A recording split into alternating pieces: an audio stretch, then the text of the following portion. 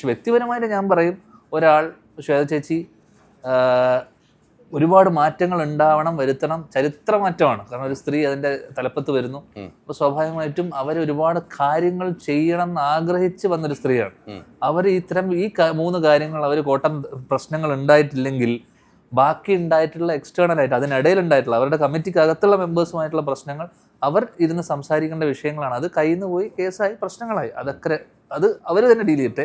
അല്ലാത്ത പക്ഷം ഇത്തരം കാര്യങ്ങൾ കോട്ടം തട്ടിയിട്ടില്ലെങ്കിൽ അവർ ഇപ്പോഴും അതിനുവേണ്ടി സംഘടനയ്ക്ക് വേണ്ടി നിൽക്കാൻ തയ്യാറാണെങ്കിൽ അവർ തുടർന്ന് പോകണം. അതിനുശേഷം ഈ 3 വർഷത്തിന് ശേഷം പുതിയൊരു ഇത് വരിക എന്നുള്ളതാണ്. കാരണം അവരെ ജയിപ്പിച്ച ആൾക്കാർ തന്നെയാണ് ഇപ്പം അവർക്കെതിരെ പറയണത്. പക്ഷേ സ്വാഭാവികമായിട്ടും അൾട്ടിമേറ്റ്ലി ജനറൽ ബോഡി എന്താണോ തീരുമാനിക്കുന്നത് അതിനെ സപ്പോർട്ട് ചെയ്യുക എന്നുള്ളത് മാത്രമേ ഉള്ളൂ നമ്മുടെ മെമ്പേഴ്സിൻ്റെ ഇത്. പക്ഷേ വ്യക്തിപരമായി ഞാൻ പറയും, ചേച്ചി ഈ ടേം കംപ്ലീറ്റ് ചെയ്യണം. ബിക്കോസ് ചേച്ചി ഒരുപാട് ആഗ്രഹിച്ച് ഒരുപാട് നല്ല കാര്യങ്ങളും ചെയ്യണം എന്ന് ജെന്യുവൻലി ആഗ്രഹിച്ച് വന്ന ഒരാളായതുകൊണ്ട് ബാക്കി അതിനകത്ത് നടന്ന പ്രശ്നങ്ങൾ അതിപ്പോൾ പുറമെ കേസായി നിൽക്കുകയാണ്. അത് പുറമെ തന്നെ അത് പുറത്ത് തന്നെ നടന്ന് സോൾവ് ചെയ്യട്ടെ.